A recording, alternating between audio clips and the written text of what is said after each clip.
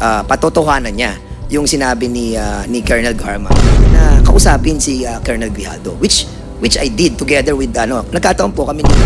And then sinabi ko sa kanya, Colonel Grijaldo, ito yung mga nakasulat dito sa affidavit. Magkasama na kayo ni Congressman Dan? Hindi, ako hindi ko nakausap si Colonel Garma. Ako ang kumusta sa kanya. Super Pinas TV. Super Pinas TV. Eto na naman sila mga ka-super. Todo denial na naman ng dalawang ito na kinausap nila si Grijaldo at nagkaroon ng coercion. Mukhang pinagtutulungan pa nga ng lahat ng nasa komite si Colonel at pinagtatawanan pa. Kawawa naman ang resource person mga ka-super. Ang tanong natin dito, di ba EJK ang topic? Ngunit bakit halos lahat ng nakatuon ay kay Grijaldo? Ano na ba ang nangyayari mga ka-super? Inuubos lang nila ang oras at panahon na nasana dapat ang pag-usapan dito ay kung paano masugpo ang mga kasamaan na nangyayari sa lipunan ngayon dahil sa sobrang dami na nagsilabasan ng mga sasamang elemento. Sang-ayon pa ba kayo sa pinaggagawin nila mga ka-super? Talaga nga bang batas ang pinaggagawa ng mga taong ito? Bakit puro personalan ang pinag-uusapan sa pagdinig na ito? Kayo na pong bahalang humusga mga ka-super. Not an appropriate answer to my question. Ang tinatanong ko po is, dito sa mga statements mo na ito, you have imputed inappropriate actions by the Honorable Abante and the Honorable Fernandez. Would that be correct? Yes or no? Your Honor, I stand by my statement given at the Senate under oath, Your Honor, and I'll invoke my right for self-incrimination, Your Honor. Okay. May I ask the Honorable Abante and the Honorable Fernandez? Ngayon ako makaganti, Mr. Chairman. And if I may, let me remind the two congressmen that you are under oath. In the statement or sworn statement of Colonel Grijaldo, it stated here, number 4, after I answered questions related to extrajudicial killings and the reward system, I was approached by a security personnel while I was seated as one of the witnesses during the hearing. The said person told me that I was being summoned by Congressman Dan Fernandez. The Honorable Fernandez, do you agree to this statement? Yes, Your Honor. Okay.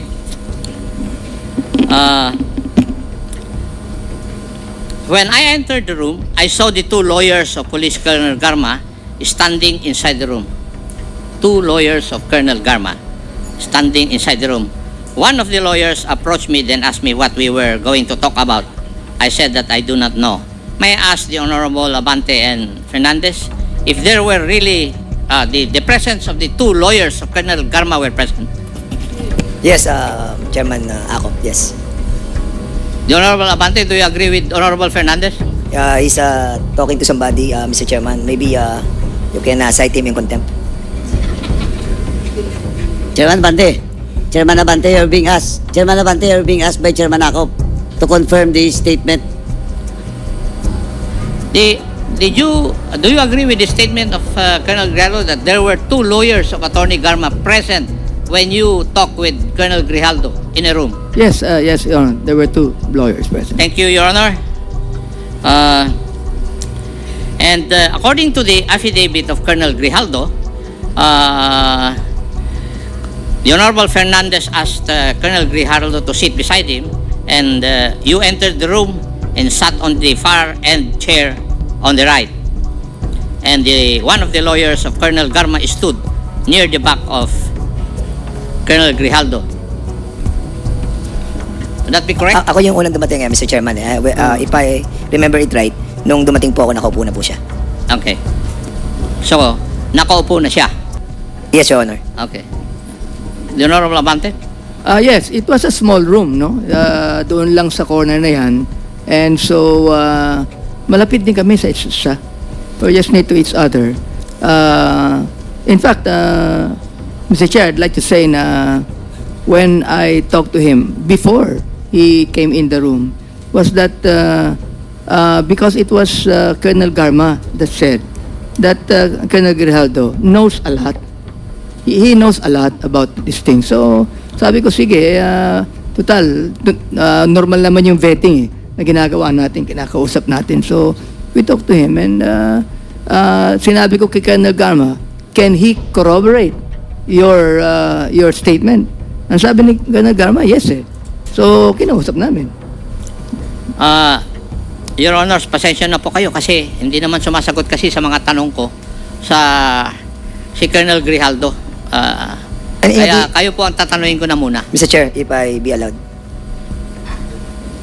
The resource person is not allowed to ask questions. No, I'm not asking questions, Mr. Chairman. I will be answering in relation to the answer of So you Congressman. are replying to the question Yes. raised by Yes, Mr. Chairman. Please proceed. Well, ang totoo po kasi noon, yung pong dalawang lawyer ni Colonel Garma, sila po talaga yung nag-approach sa amin. Ang sinabi po nung dalawang lawyer, if I remember it right, yung pangalan po nung lawyer si Attorney Victor. Nakalimutan ko po yung ipilido. Attorney Kilang and Attorney Kumigan. Yes, opo. Ang sabi nila, kasi kung matatandaan niyo po, yung ating supplemental affidavit na ginawa po ni Colonel Garma was given to us on the day itself. And then, nung binabasa po natin, sabi natin, sino magko-corroborate nito? Sino magbe-betting ito? Lumapit po yung dalawang lawyer. At ang sabi, kung pwedeng kausapin si Colonel Grijaldo. Dahil si Colonel Garma ay very close daw kay Colonel Grijaldo. At siya makakapag-bet sa mga nakalagay doon sa supplemental affidavit. So, ang sabi ko naman kay Attorney Victor, tama-tama andyan si Grijaldo andyan sa likod. Bakit hindi natin siya imbitahan doon sa room doon sa may kainan para nang sa ganon ay makausap natin kung patotohanan niya yung sinabi ni Colonel Garma na magkaibigan sila at ibebet niya yung mga nakasulat doon. So, basically, hindi naman po siya ganun kalaking issue. As a matter of fact, Mr. Chairman, hindi nga tayo ang nag-initiate eh. Sila pa yung nag-initiate sa atin na kausapin si Colonel Grijaldo, which I did together with nagkataon po kami ni Chairman Abante during that time.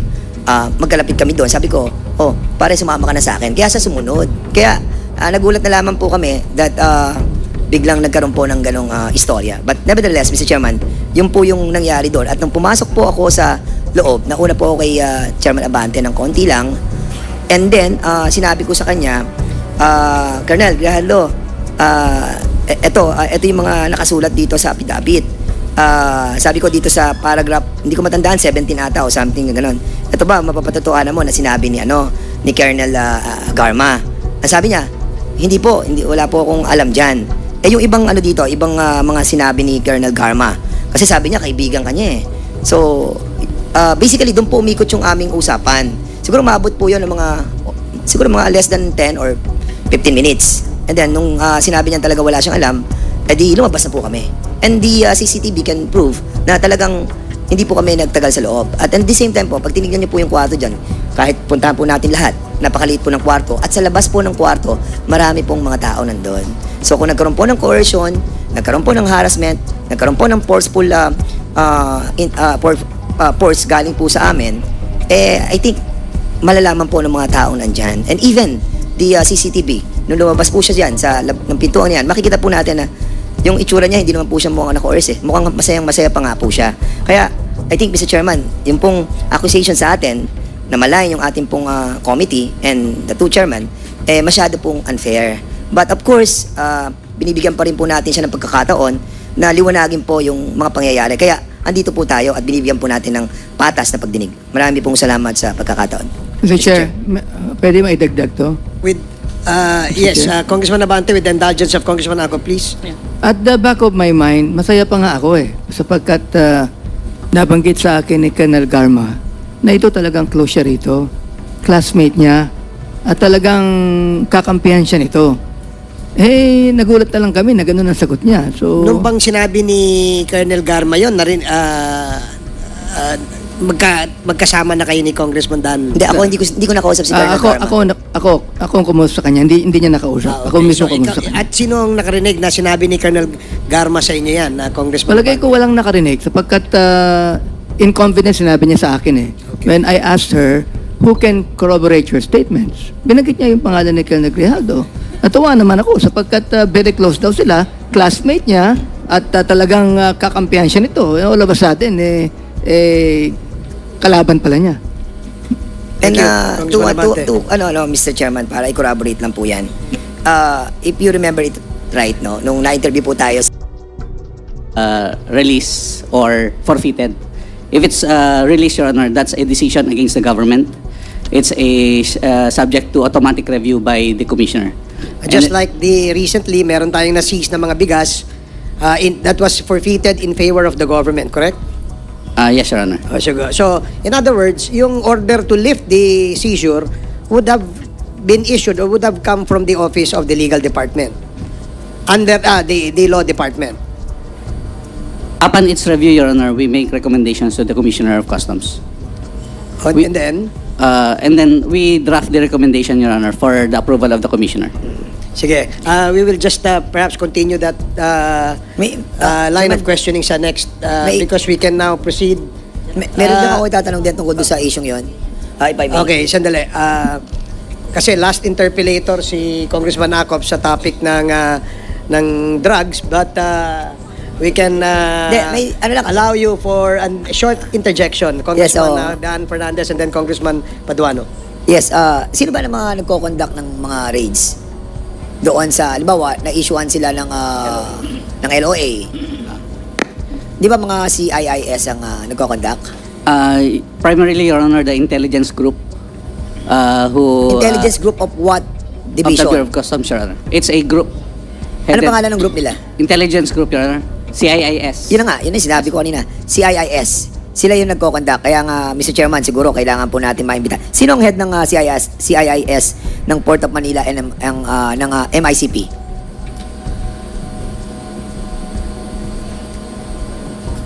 Head. In For chiefs. MICP, Your Honor, I think certain NCISO, and for POM, Your Honor, I think it's a certain Joel Pinawin, Your Honor. Okay. So sila ang mga nagko-conduct ng mga raids na yon. They implement the letter of authority issued by the Commissioner, Your Honor. Yeah. They're the ones who enforces the letter of authority. So ngayon, kapag na-enforce na nila yung letter of authority at naging successful nga yung raids, what happened next? Your Honor, in the enforcement of the letter of authority, the letter of authority comes from the visitorial powers of the Commissioner. It's the power of the Commissioner to ask proof of duties, proof of payment of duties and taxes on goods openly held for sale or being kept in storage. These are imported goods, openly held for sale or kept in storage. So with the letter of authority, the enforcement of which authorizes the officer of the Bureau of Customs to enforce it to ask for the submission of proof of payment of duties and taxes, Your Honor. Pero dapat, before that raids na nangyari, hindi na sila dapat nakalabas doon sa port di ba? Your Honor, if the owner of the goods are able to prove payment, due payment of duties and taxes, then it's okay, Your Honor. It's released or it's given back to, or it's not being seized. But if there's no, if the owner fails within 15 days, fails to show proof that Bakit 15 days, attorney? nakalagay po Napakahaba naman nun. Nakalagay. Ano ba yan? Room for negotiation? Kasi pag 15 days, you can do anything Or Yeah. bakit 15 days atap? Samantalang kung mapapakita mo na meron ka ng mga dokumento, right away. Di ba? Para walang room for negotiation. Kasi yun ang nangyayari Di ba? Your Honor, the 15-day period is provided for in the CMTA under Section 224. Nang CMTA, Your Honor. CMTA. Customs Modernization and Tariff Act. Kaya nga, we need to amend that. Dahil kung 15 days, napakahaba nun. Di ba? So, Mr. Chair, I think we need to dig deeper dito sa sa isyong to kasi medyo dito tayo nakakakita ng window ng ng problema. At kung walang mga naparusahan sa BOC employee na nakapag-issue mga commissioner ng LOA saka ng SWD, tingin ko dito, Mr. Chairman, dito tayo na naiisahan ng mga nagtatarang yan sa BOC. Maraming salamat po, Mr. Chairman. Thank you, Congressman Dan. Yes, as I said earlier, pagpapatuloy natin yung topic na yan dun sa next hearing natin dyan sa Bureau of Customs. Yes, and last but not the least, on the issue of drugs, Congressman Paduano. Thank you, Mr. Chairman. Anyway, Mr. Mike sila to, isang question lang po sa current customs officials. Kasi as I've heard kanina, doon sa sagot ni former Commissioner Feldon at saka ni Commissioner La Peña, it was admitted by them na indeed there is a TARA system in the customs. Eto, attorney, ikaw nga 2009 ka pa, mas nauna pa ka sa kanila. Parang kanina, parang ayaw mo pang aminin na may sistema dyan. Di ba? Mas nauna ka sa kanila, di ba? Yes, Your Honor. Oh, okay. Now, maswerte ka, hanggang ngayon nandyan ka pa. Now, eto, attorney, narinig mo ba yung yung supposedly proposed reforms that was proposed by Commissioner Paildon and Commissioner La Peña with regards to modernization and digitalization of the customs? Actually, Your Honor, at the currently... No, yes or no lang po. Yes, I have heard. Your I have heard. Hindi pa nga ako nagtatanong ng next question ko. Defensive ka na eh. Sorry, Your Honor. Commissioner La Peña, former Commissioner La Peña, Commissioner Feldon, do you believe that if the reforms that you have mentioned will be implemented doon sa sistema sa customs, if not totally eradicated yung TARA system, that can minimize the TARA system? Yes, Your Honor, it can substantially minimize the TARA system. Adyan La Peña. Yes, Your Honor. That can greatly minimize, if not stop, the TARA system. So, tama din po ba that may budget na during your time, Commissioner Feldon? Yes, sir, around 400 million plus. But when I assume, because it's a project of, I think, Commissioner Biason pa, but when I assume it's already subject of court litigation, so it was withheld and never implemented during my time because the case was not resolved during my time. So hindi ko alam after me if na-resolve yun at na-implement siya. Nung time Your mo, Honor. thank you, Commissioner Feldon, nung time mo, Jen, La Peña, yung time mo, what happened to that, modernization plan? Or budget na mismo, budgeted na pala? Beg your pardon, Your Honor. Are you referring to when you say organization, you are referring to the centralized command center? I think we're talking about the proposed, supposedly the reform that former Commissioner Biaso